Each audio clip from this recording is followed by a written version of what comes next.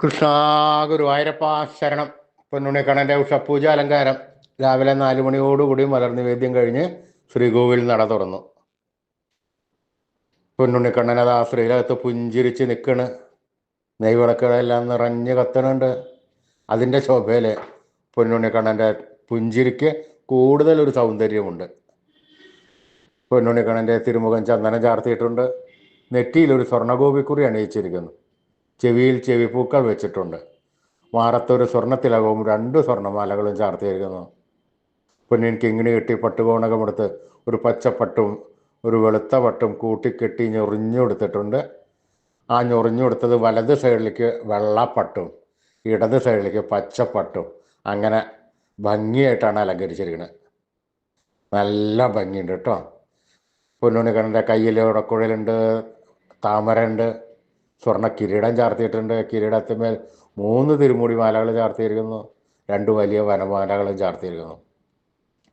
അങ്ങനെ ആ പുഞ്ചിരിച്ച് നിൽക്കുന്ന ആ സുന്ദര രൂപമാണ് നട തുറന്ന സമയത്ത് ഭക്തന്മാരെല്ലാവരും കാണുന്നത്.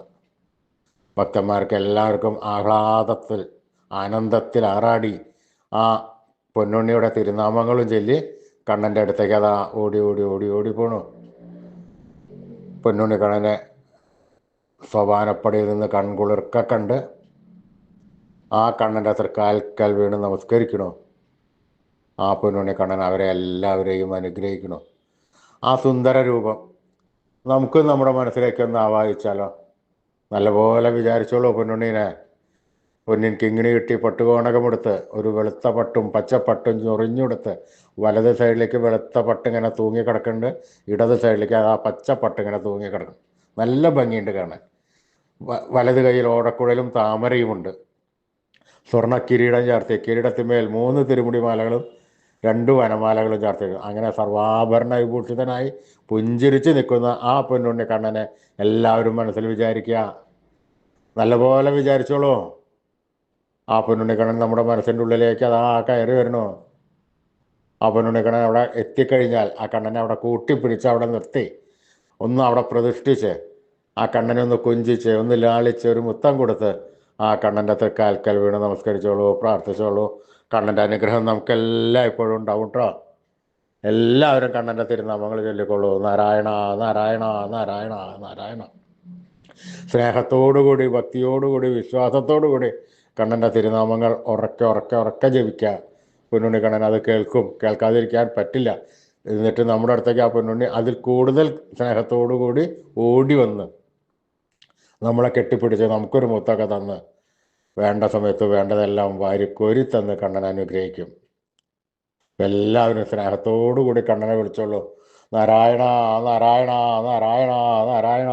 കൃഷ്ണായ വാസുദേവായ ഹരേ പരമാത്മനെ പ്രണതക്ലേശനാശായ ഗോവിന്ദായ നമോ നമ. കൃഷ്ണായ വാസുദേവായ ഹരേ പരമാത്മനെ പ്രണതക്ലേശനാശായ ഗോവിന്ദായ നമോ നമ. കൃഷ്ണായ വാസുദേവായ ഹരേ പരമാത്മനെ പ്രണതക്ലേശനാശായ ഗോവിന്ദായ നമോ നമ. അച്യുതാനന്ദ ഗോവിന്ദ അച്യുതാനന്ദ ഗോവിന്ദ അച്യുതാനന്ദ ഗോവിന്ദ. ഈ നാമത്രയ മന്ത്രം എല്ലാവരും ദിവസേന ഉപാസിക്കണം. നിത്യവും ഉപാസിച്ചു കഴിഞ്ഞാൽ നമുക്ക് ആയുരാരോഗ്യ സൗഖ്യം സർവസമ്പൽ സമൃദ്ധി സർവ ഐശ്വര്യം എന്നിവ ഉണ്ടാകുന്നതാണ്.